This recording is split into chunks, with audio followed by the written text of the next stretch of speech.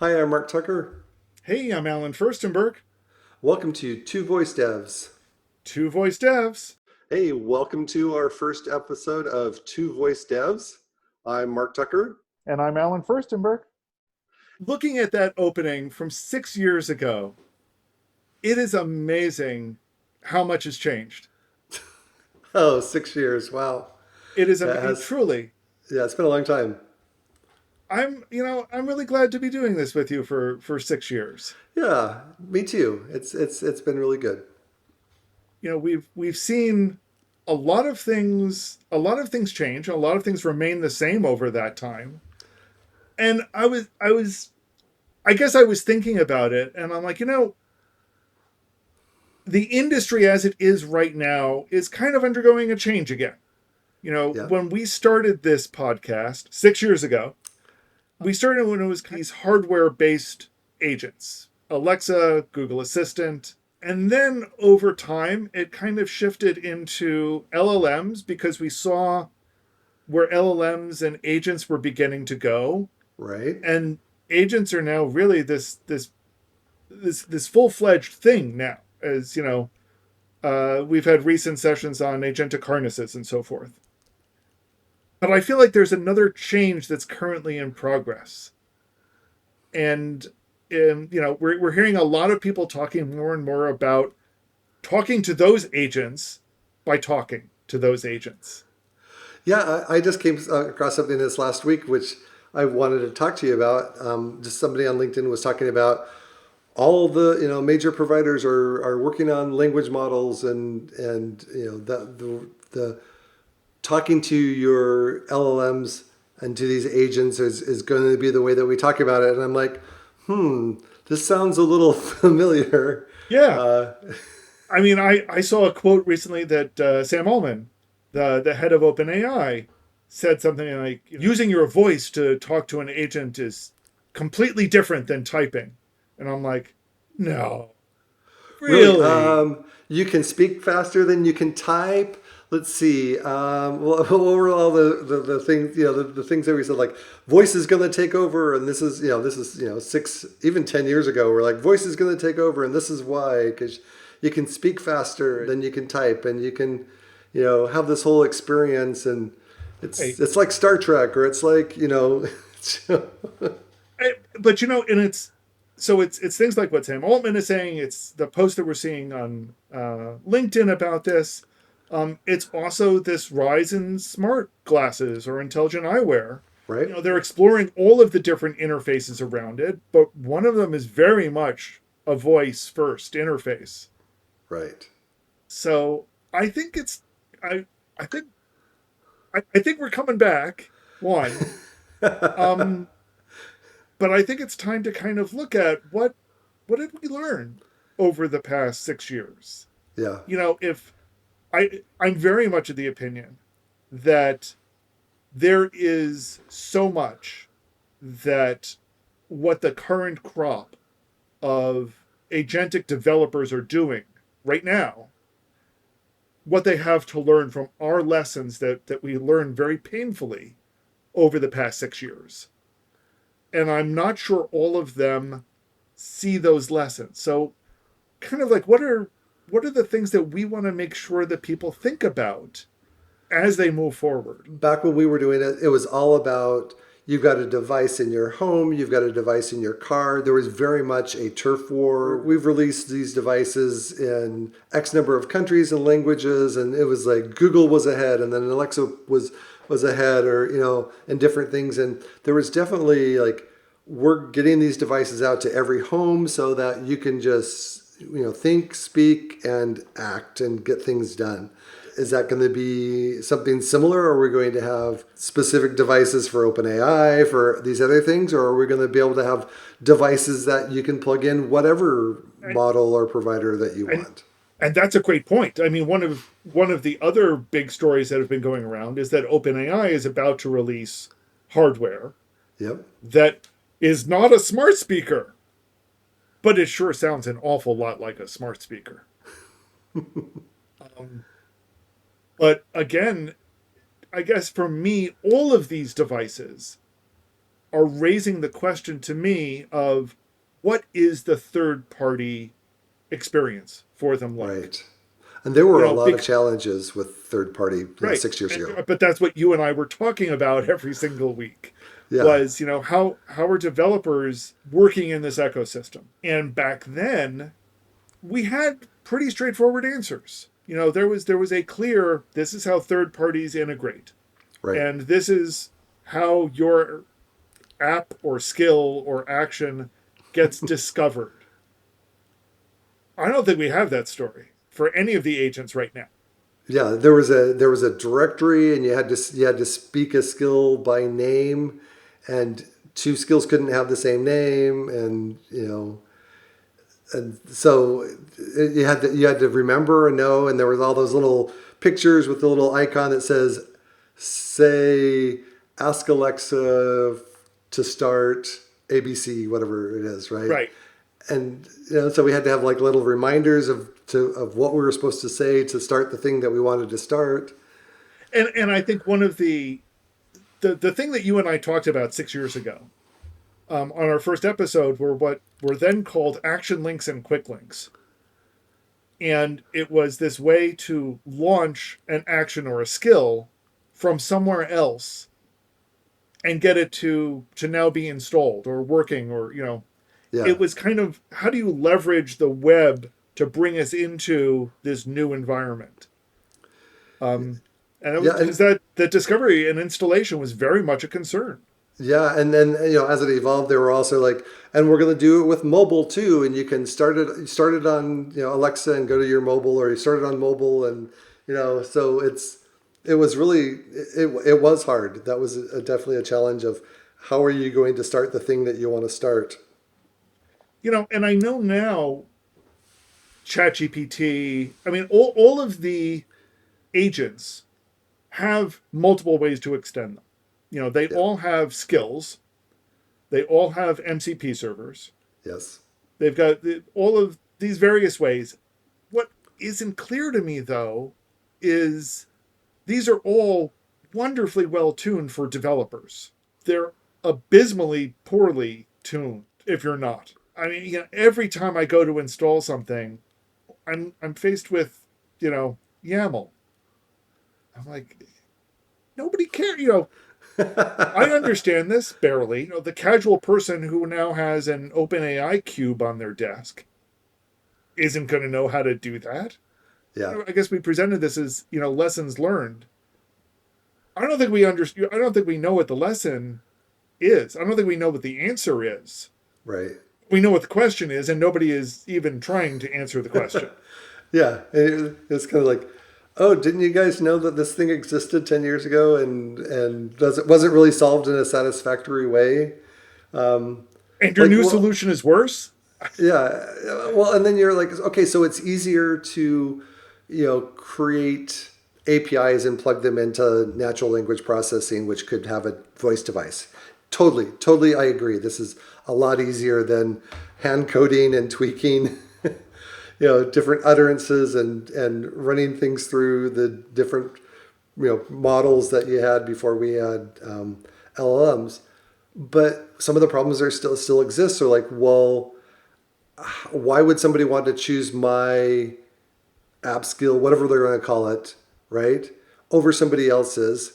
How, as a developer, am I going to make money at this? Why am I going to spend my time programming this? Is really the only answer is that I need to work for a company that wants to integrate their stuff, and so I get paid by that company to do that? But as like an independent developer, do I have a story? Do I have a way Right. of monetizing? And I think that's the second question that, again, We talked about a lot. we talked about an awful lot. And I don't know that we've got a clear solution for that right now, because we have plenty of things that are MCP servers. We have plenty of agent skills.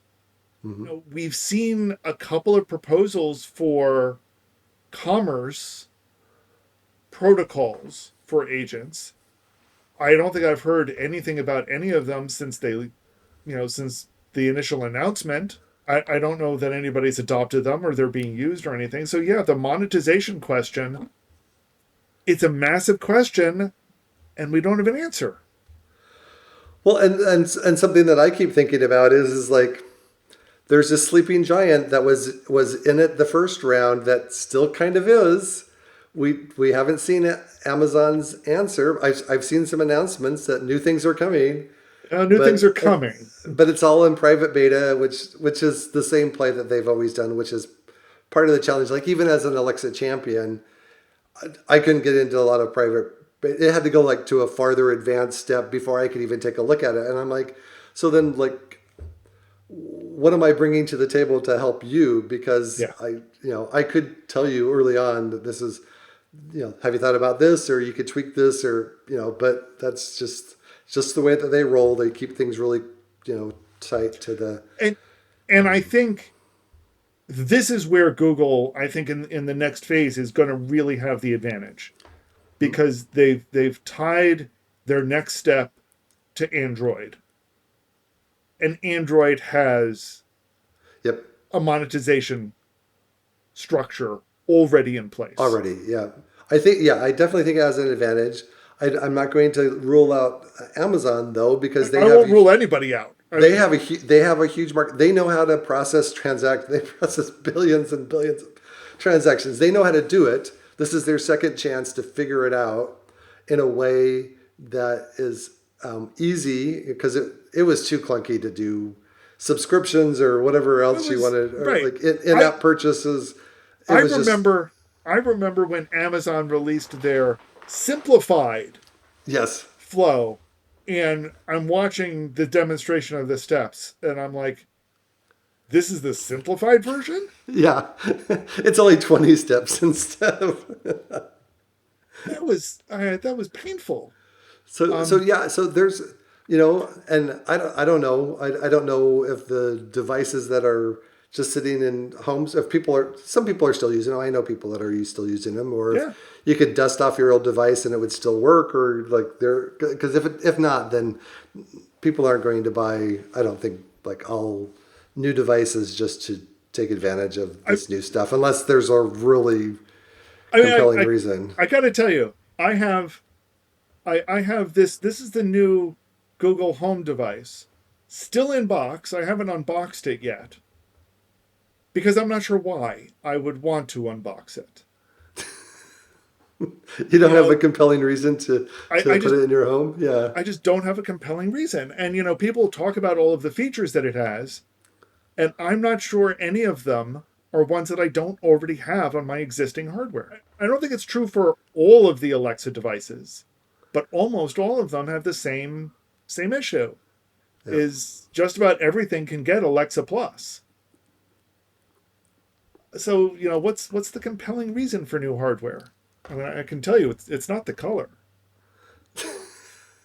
So, I feel like, but these are so these are two massive Yeah. lessons that we should have learned of discovery and monetization. And I don't think we know what those stories are yet. I think Yeah. we're going to find out for some of them soon enough. Yeah. I think enough time has gone by that this is like a brand new problem that has never been looked at by a number of the people that are working on it, Well, as by the opposed people who are to, working on it, yeah. yeah. And you're just like, uh, hello, I'm over here. I know how it used to be. I can give you some tips on how it should be better. I think that's why we want to start this conversation with folks. Yeah. What are the lessons that we've learned? And I think those are two of them. Is if you don't address these two up front, you don't have a product. Yeah. You don't. Got years of frustration, which is what we had. Yeah. I mean, you're going to have something that will work fine for developers, which is, it's great, but you don't have a consumer product. Right. And if you are thinking that you do, or you're aiming for one, you need to answer these questions first. Yeah, and if you're not, because I think for the most part, my understanding from Microsoft's perspective is they're just going after the enterprise market, and so I think even if you go after the enterprise market, at some point you are catering to the enterprise beyond the developers in your enterprise, yes, oh right? yes, yeah, yeah, but you may not have to have a monetization story going out of the box if it's just integrating with the apps and things that you use at work. Sure, and that's fine if Microsoft is abandoning it as a platform. If all they're going to do is sell you a product, that's fine. Yeah. But I mean, historically, things like Word and Excel were more than just products, they were platforms. They were part of the Office 365 platform. Yeah. And, and the advantage to that is that people could say, works with, Yes. works Oh with yeah. Microsoft 365 or Office Yeah. 365 or whatever the name of it was. Yeah. And I think there's something compelling about that. But in order for me to say works with whatever, I need to be able to sell it. Yeah. And if that means fine, people need to get a subscription through me, okay, that's a valid business model. I think it's a better business model if people say it is available on the Office 365 platform marketplace, if such a thing exists, and I have no Yeah. idea if it does. Yeah. I mean, I know something like that exists on the Google side, and that was that's a place where I can sell services. Yeah. We need the same sort of thing with Copilot, or Yeah. we need the same sort of thing with Copilot, and I think some of that is there. And we need the same sort of thing with Gemini, and I'm not as sure those same sorts of things are there. But maybe they will be with Gemini on Android. Maybe. Maybe.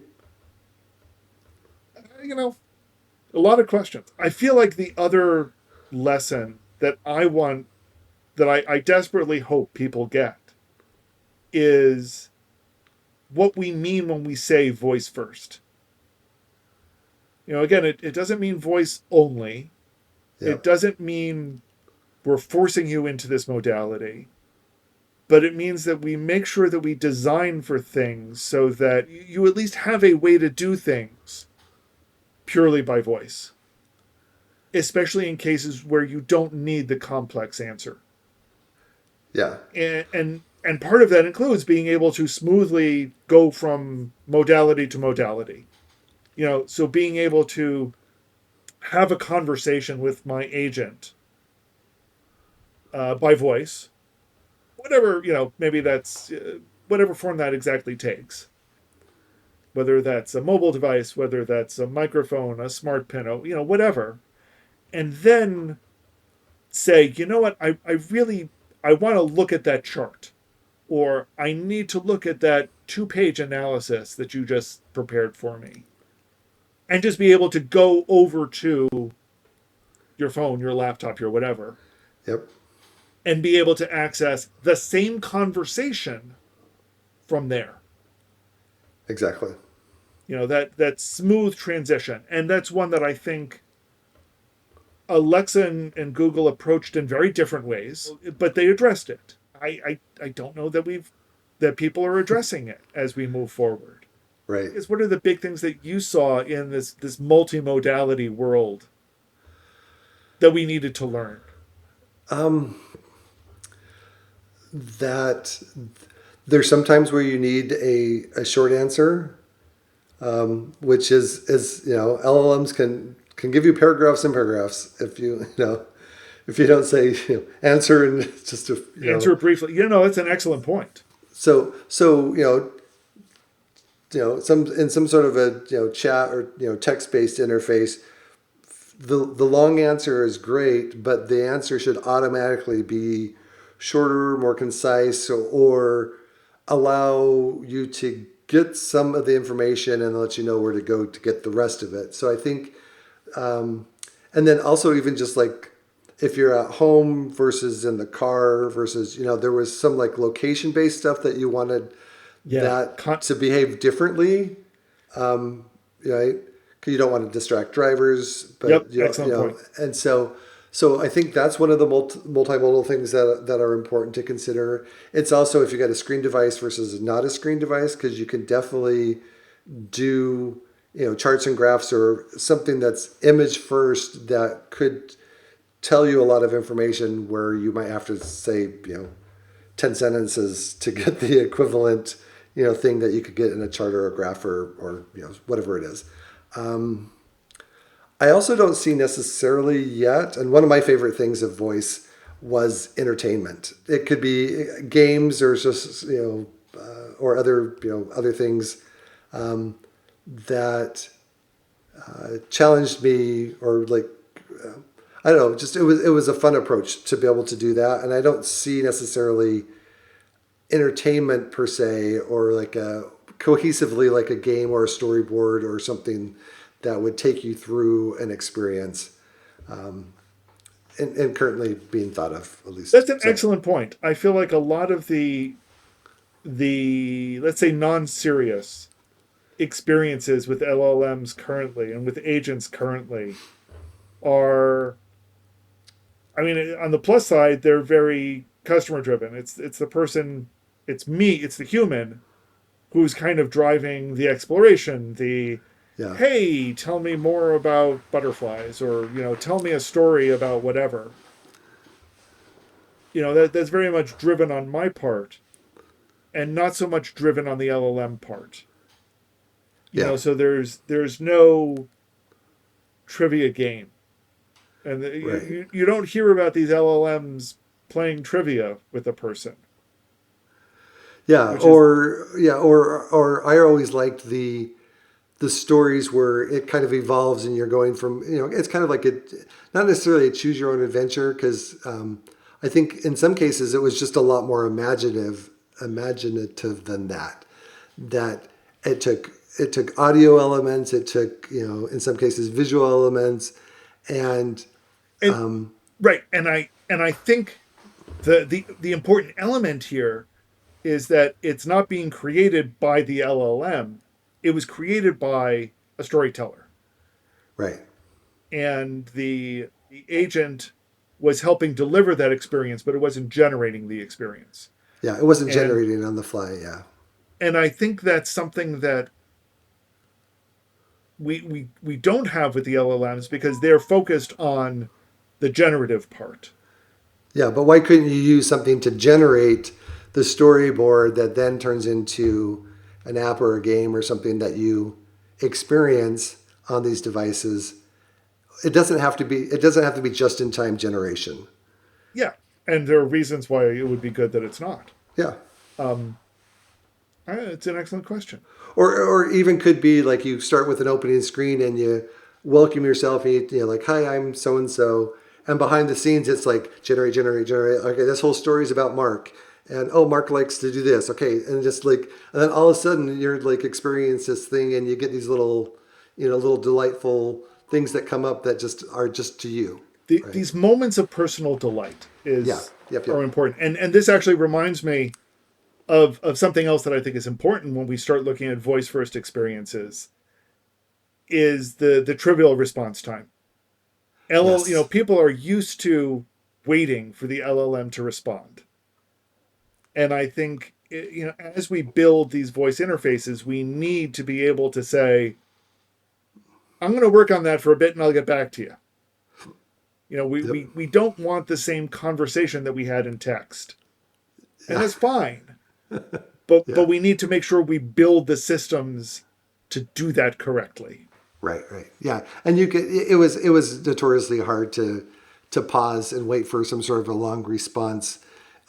It'd be great if it was just built in and said, "Hey, I'm checking on it. It could be take a couple of minutes. I'll just come back and tell you when I'm done." But I'll tell you when I'm done, and then let me know when you want to hear it.